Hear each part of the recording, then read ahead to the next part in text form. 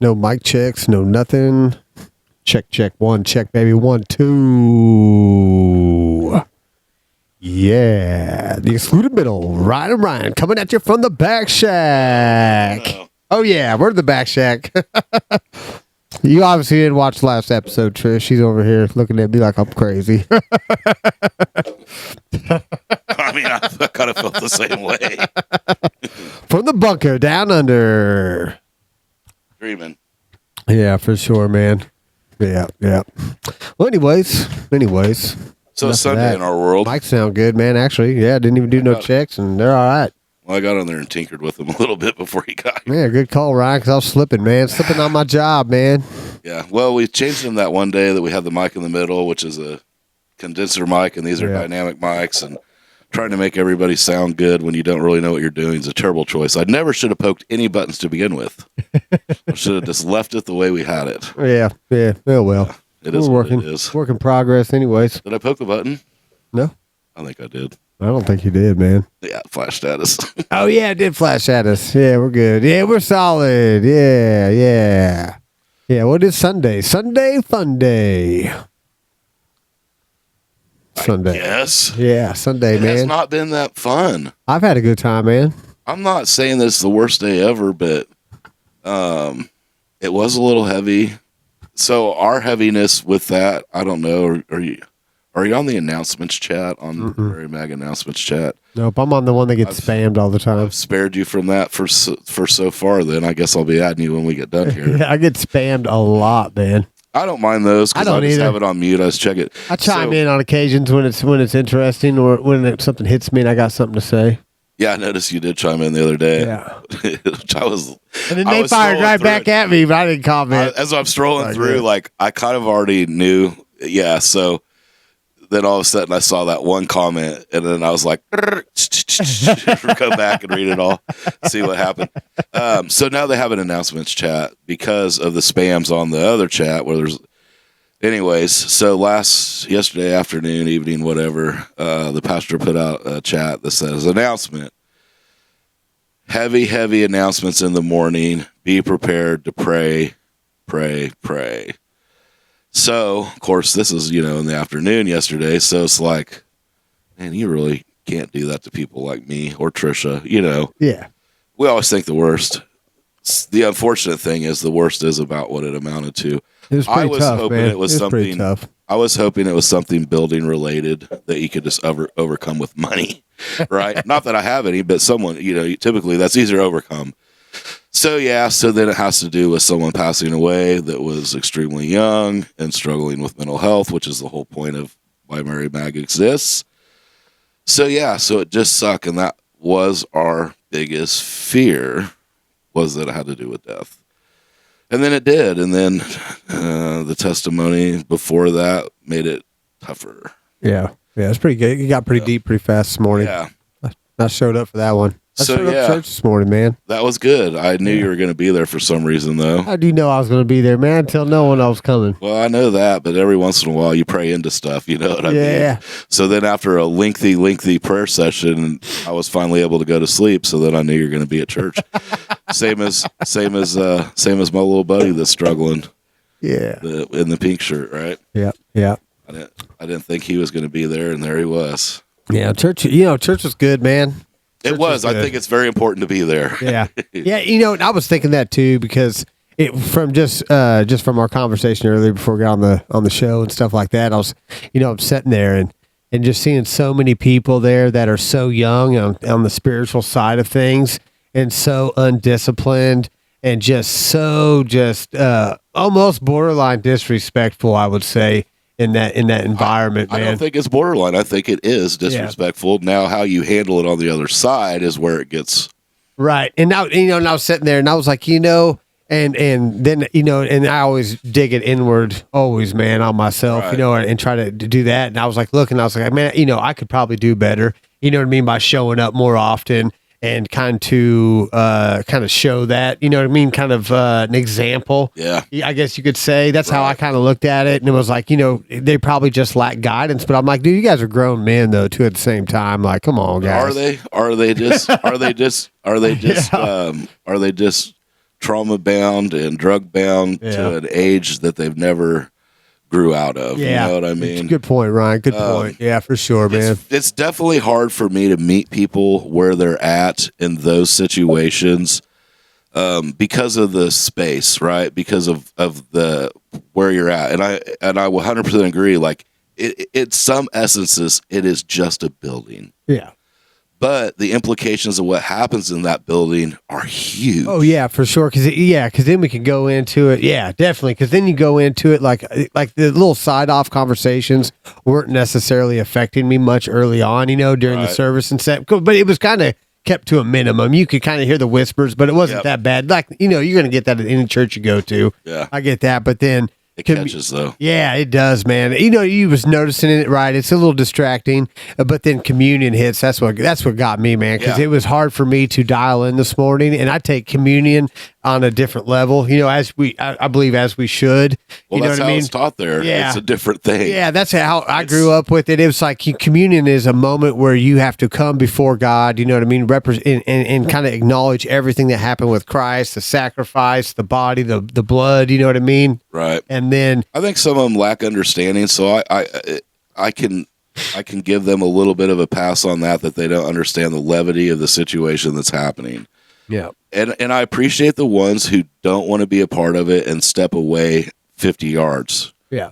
But there again, and our dynamic is different because of our seating arrangements, right? That doesn't help anything. Yeah, and I was also thinking too, like once that new building gets put up, right, and it's open, it would allow a little bit more room for I guess those who can't handle sitting down for an hour. And I think, you know what I mean. Well, so yeah, there's so many working parts to this, right? Yeah. So it bothers me. I'll just be quite honest. I have pretty much sat in the same row in the same seat since I took that seat, if I'm on time, since the seat existed. Now, there have been, when the church was still a lot smaller, and there was only 20-ish people there, sometimes people would have a bad habit about chit-chatting in the middle of the service, right? Yeah. So, it happened to be in my row. And I'm just like, pissed. I can't even think of another word, but I don't want to be like, I don't try to be that guy. Yeah. Yeah. Middle of the service. There's only like a dozen people there riding, shushing them. I'll stand up in front of that video and shh the whole crowd. In the middle of the service, the pastor came from behind his little podium and looks at me and says, "Is there a problem here?" And I wanted to be like, I'm not even the one fucking talking. I mean, that's how mad I was. And then it was looking at me, but I understand, I'm in charge of these people. Right. And I almost felt bad because it was someone trying to get caught up and understand what he was saying. Yeah. But it's just the worst time to ask those questions. Oh, man, yeah. And then nobody can whisper quietly. I mean, you're better to especially in that little area. You're better just to talk in your normal voice. Yeah. Because when you start whispering, it changes frequencies and tunes, and people are like, yeah, what's going on over here? So yeah, so it does. But to go back to our original point, it is, and I think that, like I said, there's so many working parts affecting this. So there is a spiritual warfare aspect, and Satan is crafting. He's going to use everything he can. So as I'm sitting there being ticked off, not hearing the message from Daniel, which was a great word this morning, I really needed to hear it. And of course, it ties the last 2 weeks together that I haven't been watched on video. It makes it really hard to digest when it's on video. I've noticed that. But anyways, and it really am I losing my capability to meet people where they're at? So in the middle of the service, I text you. It was like, righteous anger, or am I just a dick? Yeah. And at that time, that was way early. Yeah, and at that point, at that point too, I was a little bit more grounded, a little bit more, like I said, just meeting people where they're at. And I was kind of it's not that big of an issue. You know what I mean? Right. That's kind of the way I commented there. And And then, but again, as we progressed, then I started feeling that same agitation. Right. You know what I mean? Then all of a sudden, I don't know, like just my own way started coming out, because I was going to be like, I was just going to stand up and just go out there and be like, look, fellas, like if someone's got to teach you a little RESPCT, I guess here I am, and I'm the gentleman for you. I just think and what's going on we only here, have guys? so much time. I mean, we can take as much time as we want, right? And what I hate that there's even a clock in the sanctuary, right? I think people that should have a basket to put your phones in so you can't see what time it is, because what I've noticed of myself is if I am totally tuned in, time is not even a factor anymore. Yeah. Right? And then all of a sudden I get up and it's 5 till 11 and we try to be done by 10:30-ish, Yeah. And I'm like, wow, he went long today, but it was so fast. Yeah, like, it's hitting hard, yeah. So it is difficult, but then, I mean, it kind of goes into all these things we've been talking about for 2 weeks since, well, I don't know. Yeah, and ultimately that's kind of what I came to conclusion on too, is just like, well, look, I was like, I'm sitting here trying to bring my mind, body, and soul into communion with the Father, Son, and Holy Spirit, Right. In that moment, that 3 of 7. And I have to align, and I have to do that in those chaotic moments. And that's why I took that as an opportunity. Right. Will allow me this moment to step out of the chaos, dial in, and look at my point, and stay focused in that. And then boom, as soon as I did that, man, it was like everything just kind of was like, at peace once again. I just dialed in on the person. For the people that I've never had personal contact with, it's so much easier. And I think perception plays into this so much. So some of these guys that are cutting up and not paying attention, I've talked to them at length, and their desire expressed verbally to be better and not go back to the vomit seems very strong. Yet here we are, and the 10 minutes into some of the to me, I have the best preacher in the world. Right now, I hope that other people at other churches say that about their preacher. Right. So it's not a competition here. It's just I fit in good there, and I love John's teaching. So then I'm like, you guys are missing such a big opportunity. You don't realize what you're up against, until you're made aware of it, and it's hard to make people aware of. Oh, this book is this thick, right? Right. And so you try to get these bullet points across to them, and then you get there on Sunday, and it's like, man, I just really, so it's like, man, we makes need me feel a type of way. Put a little bit more focus on that getting better. I mean, if that's what you really want to do, like, and if that's a scenario, so on a good you're going to side, put yourself in. I mean, you have to realize where you're at, what you're doing, and then have that little common courtesy or respect for others around you. And it was like totally disregarded, which that kind of irritates me once it gets to that extreme. Like, those little side offs or whatever, it's not that big a deal, but you have that big of a group and they're out there just chatting it up with all the doors open. It's like, come on, man, you guys have to take notice of that. Not and realize even what's going far away where there's plenty of room. So Trish and I talked about it, and in my mind, and maybe I'm not being liberal enough here, but I'm like, if you've been there 3 times, you should have at least the minimum part figured out that this is a reverent time. Yeah. More so, communion specifically, more so than the teaching. Yeah. So the most reverent times are the beginning and the end. So we open in prayer, and it's usually a pretty healthy prayer. We take written prayer requests, then move into the service, worship, the hiccups. Yeah, teaching. And I thought the beginning of it actually went fairly well. You know what I mean? Went good, but again, it's like I guess it goes to that short attention span. You know what I mean? At the very beginning, you're only like maybe 10, 15 minutes in, so everybody's pretty level at that point. You can reset that by checking your phone. Yeah, so then you don't have to get up and walk away. Yeah, so then There's psychology behind this. Yeah, too, so then as we go, and then we're a little farther in, then communion progresses. We're maybe an hour into service, and then communion begins to take place, and it's like then they've done lost it, and then everybody's getting up, moving around, getting out, and I was just like, wow. Yeah. So then at the end, hindsight, I love hindsight because you get to see like the most clearly, you get to dissect. And so out of all that chaos, what the thing that I took notice of the most is there was a new gentleman there, never had seen him before. He looked super familiar, and I had never met him, but he was just so engaged, right? Right. And he was sitting out in the driveway. And so he had come around during the, like you handshake when you meet people, whatever. I can't remember how she says it. Greet someone, Yeah. So he came around and shook everybody's hand. Yeah. And so then after the service, I went up and I said, "Where'd you come from?" And he's like, "Oh, I'm here with the treatment center." And I said, "Like you're in treatment?" And he said, "Yeah." He didn't look like the typical guy that comes through there. So this alcohol, yeah, blah, blah, blah. And I was just so taken aback by how engaged he was. Right. And I looked over at one point during the worship song, and I'm not a very charismatic person.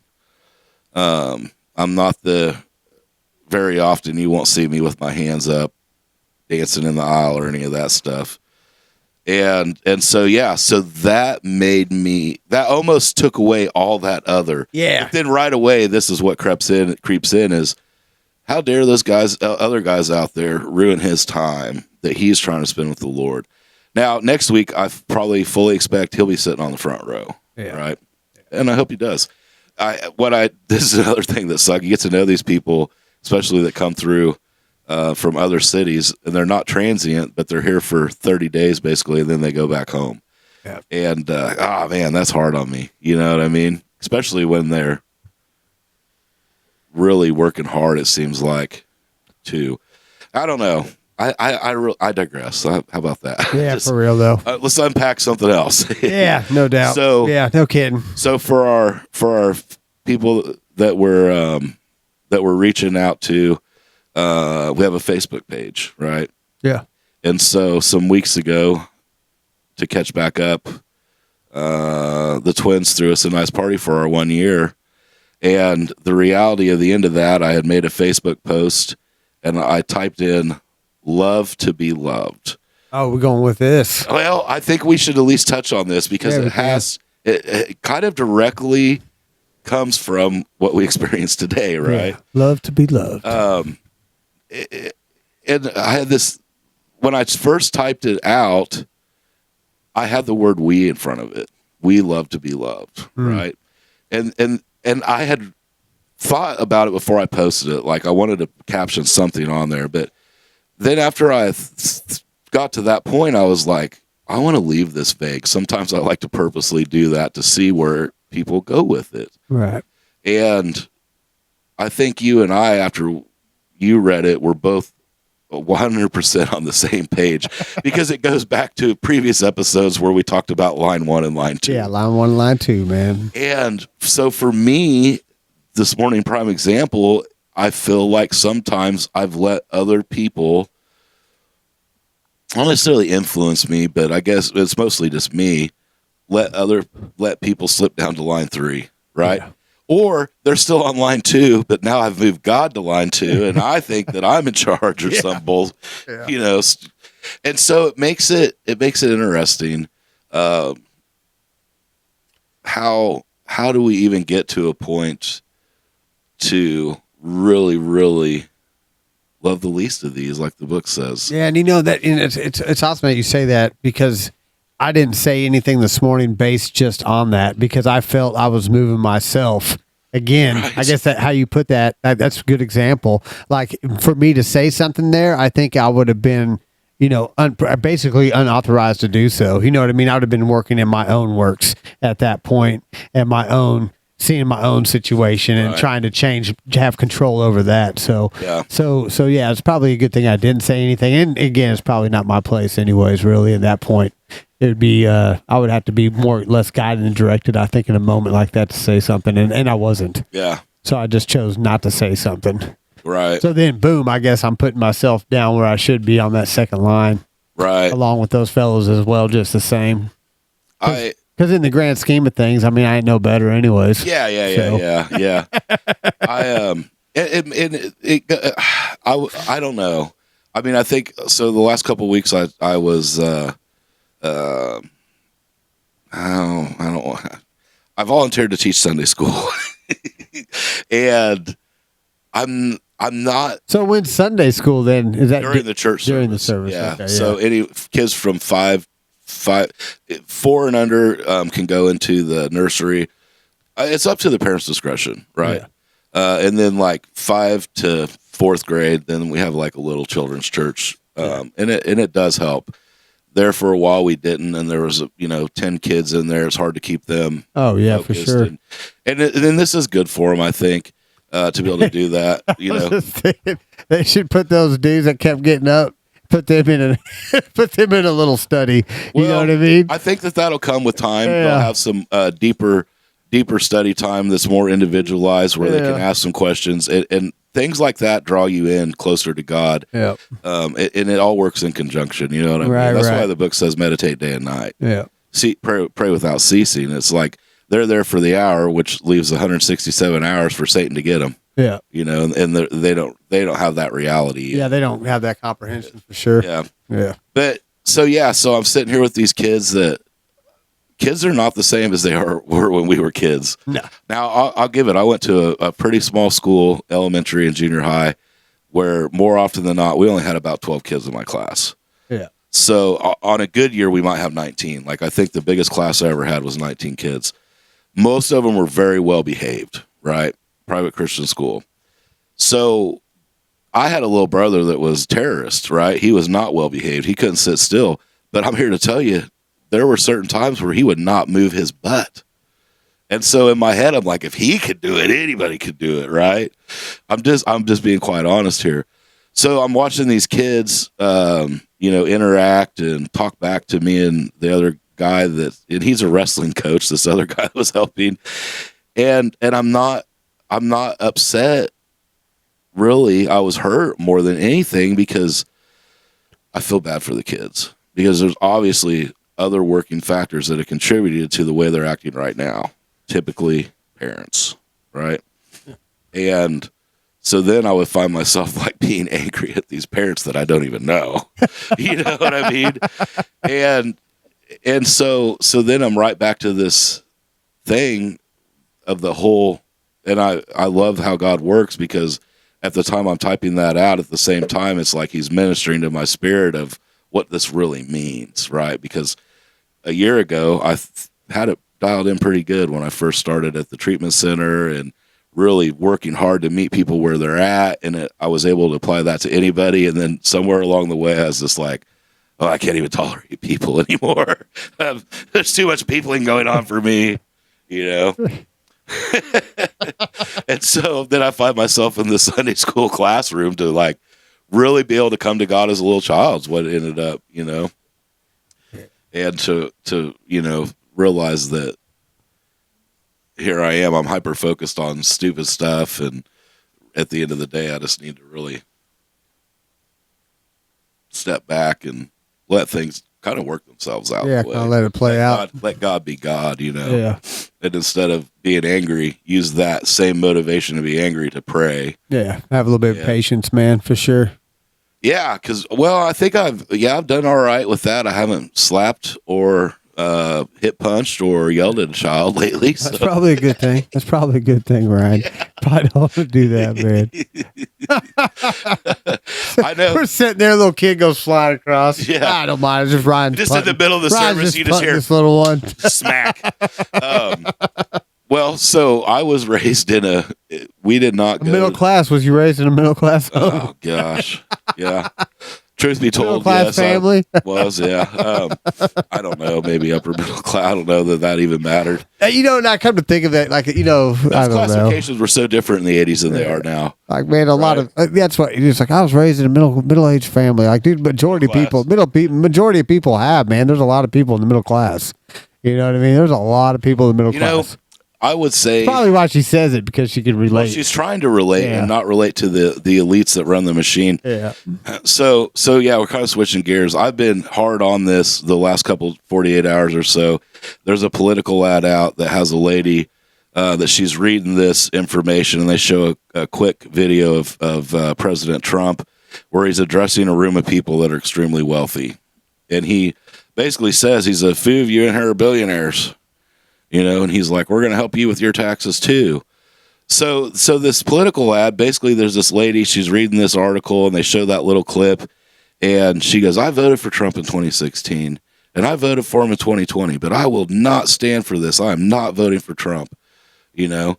And so my first thought was, I looked up how many billionaires are on record in America. Depending on what website you go to, there's not very many, man. 600-ish. Yeah, I was gonna say, right? Yeah, I was thinking like 1,000. So yeah. So in my head, so then the next thing is how many are Republican, how many are Democrat? Yeah. Well, if you go back 20 years, the majority, like 65, 70% were Republican and funding Republican donor stuff. Now it's flip-flopped. Yeah. Right? Now, it's not necessarily that the number of them has, but the Democratic number financially has gone up. So the Republicans are in the 200 and something million, and then you have one person who alone gave 120 million to the Democratic Party, right? Yeah. So you have a group of donors that combined gave around 200 something million, and then you have one single donor gives 120, and mostly to small races around the country to start a Democratic influence. Yeah, trying to movement. Right. Yeah. Create that ripple, man. Yeah. Yeah. So then, of course, at the end of the day, I'm just like, it's all just this false everything. You cannot. You have to do your own research. Yeah. Right. You want to believe what that lady says, great. Then believe that. But with a simple Google search, you can find different information. Now, I don't mess with the AI stuff. I watch a lot of podcasts where they will they'll go to Chat GPT, whatever it is, you know what I mean? Oh, for sure. And I enjoy listening to those podcasts, but it's just not something that I think that you're playing with fire. Is me. I think AI is inherently evil. I think it's just like a lot of things that could be used for good, but here again, the book says that all things work together for the glory of God, and there's numerous times in the Bible where God allowed evil to work in His benefit. Yeah. Oh, yeah. Right. For sure. So I tread lightly on those waters. Yeah. Now,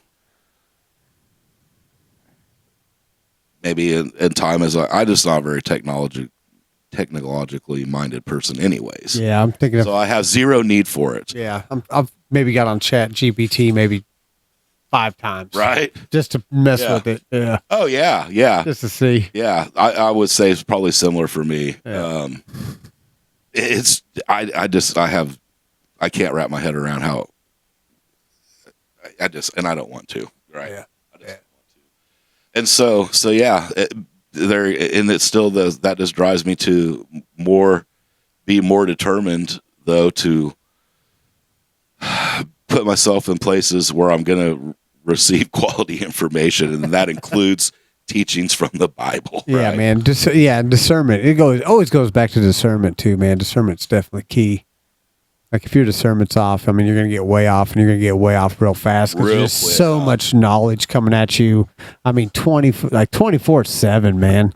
I mean, from everywhere. I mean, there's something about something everywhere. Yeah. And again, it almost gets dangerous, really, man. Like it can. If something happened on Friday evening and you weren't right there, you might not hear about it till Monday at school back in the day. Yeah. Oh, You know what I'm saying? now it's within, minutes. Seconds. Yeah. Right? Seconds if you want to. You know? If you're constantly on it. Yeah. And well, even with technology, so my guy that's really working hard to change his life, he woke up on Facebook, a friend from back home passed away. Yeah.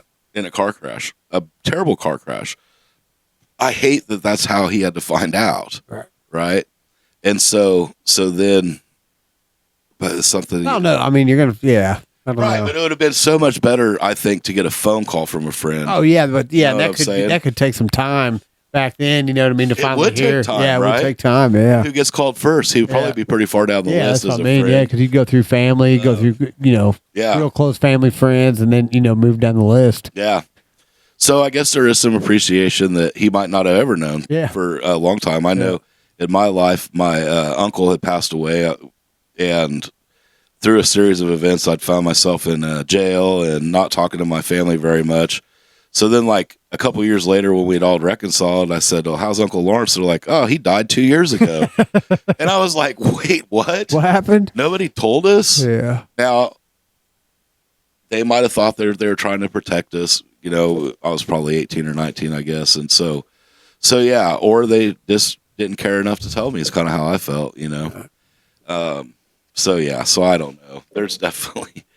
There's so much crap going on, dude. Yeah, there is a lot of stuff going on. I mean, you know, I will speak on this, man. My one of my buddies, man, we went up to Kansas City, watched this guy run a marathon. That was fun. We went to the Kansas City Marathon yesterday. Went up there yesterday, probably mid-morning, and got up there. I don't know, probably it's the marathon started at 7. I bet we got there probably about 9:30. I bet we were walking. We had a park like, you know, mile and a half away, walk into it.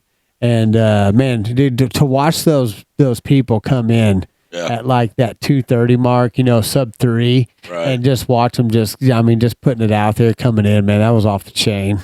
Oh, I bet. Yeah, that was fun. That was fun watching, man. I did have, you know, watching, because you're about there at the finish, you know, they're coming in hard and you're just, you know, pumping them up, yelling. It was a great time, man. Yeah. Buddy came in real successful, man. He came in just above a 3:30. So, I mean, impressive time for his first two, man. So, I mean, off the chain. Yeah. Off the chain. I mean, the amount of work that goes into something like that's just unreal. Yeah. Very few people just get up in the morning and be like, well, I'm going to run 26 miles today. Yeah. Yeah. Yeah. It'd show out. But, man, there was 8,000 runners there, man. Hey, that's 8,000 runners. Yeah. That's crazy. Can you imagine the logistics behind that? Oh, man. Right? Yeah. Water stations. I mean, and it was a Kansas City. I mean, it ran through around that, like, kind of Westport area, I would say. I don't know if exactly that area, but yeah. I mean, they were closing down streets. I mean, they have to. Yeah. Oh, yeah. With that many runners out there. Yeah. I mean, you would think even with 800, they might get spread out enough. 800, I don't know. You would still have groups of them still. Like the marathons I've ran, they'll like close down like the main, you know, where everybody takes off. Right. But once everybody starts spreading out, you know what I mean? They'll have like maybe some police there, you know, stopping traffic as runners go through and stuff like that. Just to be aware. But I mean, traffic's still moving. Yeah. And then they'll just shut down the intersection when they see you coming in. Right. Yeah. Very interesting. Yeah. Yeah. It was wild though. It was a good time, man. Had a good time up there for sure. Oh, that is good. Yeah. Little bit of a long drive there and back though, but overall it was a good time. When I was running track in junior high, my dad would be at everything. Yeah. I mean, he made a very big point to be at any, didn't matter what it was, except for track. He came to a few and then he realized he would come to the ones in town. He wouldn't drive out of town for those. He said, that's a lot of driving to put into watching you throw a shot put 3 times or a discus 3 times. Yeah. Or we had to do 3 events. So we only had 2 throwing events, 1A school. We had shot put and discus. So the coach would put 2 really, really fast kids and 2 really fat kids together on a 4x2 usually. And so then we'd run that. And that's what all the teams really did, you know, because they barely had enough to make. Schools. Yeah, you had to compete. Yeah. And so yeah, he would say, no, you know, he wouldn't come for that. I went to Jason's cross country meets a couple of times, and it always cracked me up because it was like all that for him to run for a few minutes. You know? Dude, track's the worst because all my kids mostly did, not all of them, but most of them did track. And, I mean, I got one doing track right now when that season starts, dude. And that is I think it is the most brutal sport to go spectate. Yeah. It's just because I mean, you know, I'm only going there for my kid. It's, you know, now I might watch a couple events, you know, have some fun, you know. Right. I like the 100s or something like that. Right. The mile, I like watching that. But it's like, but you sit there for, like I said, for hours and hours and hours. Like it's almost comparable to wrestling. Yeah. But I like wrestling better. You can watch other kids wrestle. And then like me and my boy, like if I got one that's not, we'll start betting $1 on the matches. Right. You know what I mean? And we'll make it interesting. Technique. Yeah. So and you know we'll have fun with it. But at track, it's just I mean you just sitting there, and plus you're outside, and typically it's a little hotter out too because of gets in that springtime. Yeah. So you're sitting there cooking, man, and you're just like, oh man, so uncomfortable. The sun's always in your eye. Yeah, you're just sitting there just watching for hours, man. And like your dad said, I sit here for hours to watch you for 3 minutes. Not even that long. Yeah, for real though, not even that long. Yeah, because I got one boy doing like the triple jump, so he gets up there, does the triple jump. He jumps 3 times. Yeah. It's like literally 8 seconds Yeah. each time. Yeah, so it's just like, man, and then he'll do that, and then he'll usually run like the mile or the 2 mile or something or the 400. And those events, the triple jump's always at the very beginning. Yeah, you and know, the because other the field ones are at the events, end, yeah. and then the other ones, the long distance, are at the end. So I'm sitting there for just like I said, hours, man. Just like, oh my goodness. People didn't raw dog things back then. Yeah. I never felt a lack of love though from my dad for not going to that. Yeah. Right. Yeah. And by the time I was in junior high, I mean, there was definitely a recognition. Like my dad was my savior on earth. Right. I mean, he did. Yeah. He it always has been, even yet today at 44 years old, and he's 75 and crazy. But, yeah, I don't know. I don't know. It just didn't make me feel a type of way. I was blessed that I had parents that showed up as much as they did. Yeah, for sure. know? Yeah, you think back, like, yeah, I mean, I took notice at events my parents are there. I know my kids do. Like, yeah. I mean, if I'm not there, my wife's not there or something, I mean, they notice. Yeah. Oh, yeah. They definitely notice. Yeah. I would hate to miss and them do something great, so you don't get to have that proud dad moment. Oh, right? for sure, man. And Yeah. Like the last Monday, man, my boy made that interception, dude. Right. If I would have missed that, have been dude. so mad at yourself. Yeah, that would have been just terrible, man. Like those are those moments, man. Like his first they're interception. bonding moments because Yeah, you get to dude. feel that excitement. Oh yeah, with him you get to instead hear the of whole for crowd him. erupt. It's your boy running with, does the pick and is running with the ball. Love that, man. I remember the first competitive baseball game that Jace for young kids that Jace played in, and they had an announcer, and it was like a radio DJ. Like he was really good at what he did, and so he's next up to bat, Jason McCrory, number 5, second baseman, blah blah blah blah. But then he would announce through the plays and stuff, So Jason was like a a pitcher. legit announcer. It was, yeah. Like he probably did call a lot of different games, and so yeah. So at the end of the day, it's like. The first few times was like, dang, I heard my kid's name 7 times today. Yeah. Oh, yeah. And you always know, when they call him on the loudspeaker. Yeah, man. it kind of and you're like, dang, he is good at this. That's my boy right there. That's my boy. Yeah. Yeah. Now I got to try to translate that into who people I come in contact with.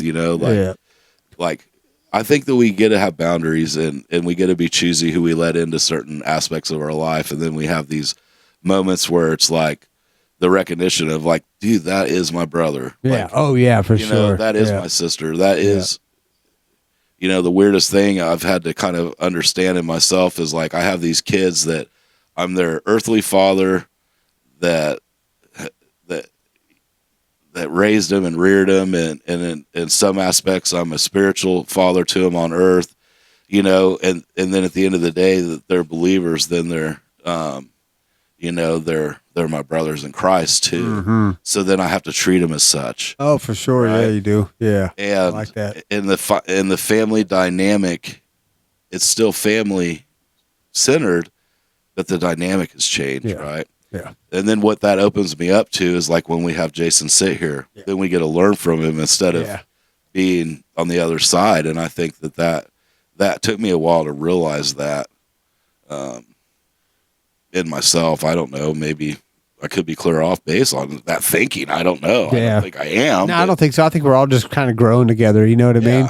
So we have these earthly terms, but when we look at it from a biblical term, then he's not. He's still my child. Don't get me wrong, and I still have this father-son dynamic. But then it's actually increased and better because he's also my brother in Christ. Yeah. And so I like that, Ryan. Yeah. But then it does hurt. Like, neither of the boys were at church this morning. Oh yeah. Yeah. And you feel a little bit more too that we're out. Yeah. When they miss, then I worry. Well, my first thought is, why did they miss? Right? Yeah. Is there something going on that needs addressed, or did they just have too much fun on Saturday night and they're feeling a little slummy on Sunday morning? They're probably just a little tired, man. Yeah. A little wore out. I mean, I know they're both working a lot too, through the week, and there's that. That weekend helps, man, to kids, recuperate. They do like to have fun. Like, I'm not trying to hinder that. So, So I haven't even heard from the youngest one. The oldest one had family in town, and my response to that was, well, you should have invited him to church.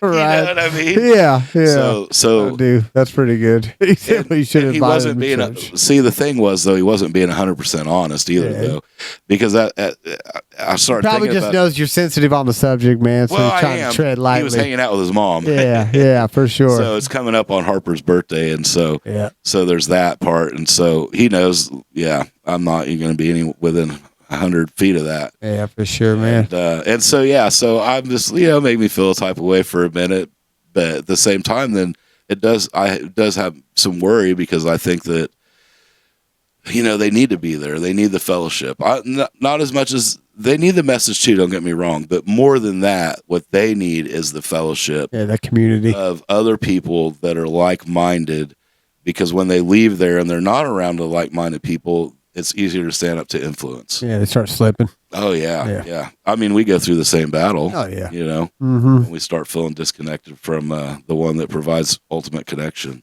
Indeed. And so yeah, it's going to be a good week. Yeah, it is, man. I'm ready to get going. Ready to start it out, man. See what happens. Start my new job tomorrow. Oh yeah, that's right, man. It's gonna be good. Yeah, you're gonna let me know how that goes. I was nervous, and then all that's gone. I Yeah. mean, some of it I prayed through, of course. Yeah, and should other be people should prayed. be anxious and nothing, man. Worry about nothing, man. Yeah. Philippians 4, bud. Yeah, there's that part of it. Yeah. You know what I mean? Reminded of Scripture. I think having some apprehension to do new things is healthy. You have to get to a point where you turn fear and anxiety into something constructive and positive. A state of preparedness almost. Keep it on your toes, man. I'm ready to go in. Start stacking some dubs tomorrow, Ryan. Well, there's that part. Yeah. I think there's a little bit of fear of unknown things, right? When you're getting ready to experience something new. For sure there is, man. And so, yeah. You got to get uncomfortable, though, man. You got to get uncomfortable. That's one of those things because you're going to get better. You're going to learn more. You're going to get out more. Yeah. So, I don't know. I know that God's at work. Plus, it's in your field, man. It's in your field of purpose, I believe, too. See, that's where I struggled with it, though, because I'm switching out of substance use disorder to mental health. Yeah. And a lot of the applications are the same. A lot of the psychology, the treatment modality is very similar. I'm not but those two go in hand for the most part, man. But at the same time, it's like, that's where some of the self-worth plays into that. Yeah. Oh yeah, it does. And there's a lot of computer stuff, and I'm not the best at that. So at least I'm knowledgeable enough to ask questions instead of destroying computers. Yeah, don't throw the computer, Ryan. Don't punt the computer, man. The good thing there too is they issue a laptop if they have a guy that's paid to fix it. See, I'm dangerous on laptops. Yeah. I've smoked many of them by just pushing the wrong button at the right time. Yeah, you just don't click on everything, man. Especially emails, man. You got to be cautious with that. On the cheap side, most of these tech guys get $110 an hour. I found out. Yeah. Oh yeah, they do. Yeah, tech guy gets paid. I know I'm in the wrong business, dude. Yeah. Well, learn the tech, Ryan. Start making $110 an hour. Yeah. Right. Yeah. It would help my video editing. Yeah. Love you, Ryan. I love you, bro. My See you man. in a few days. Yeah. One love. Shalom. Love you guys.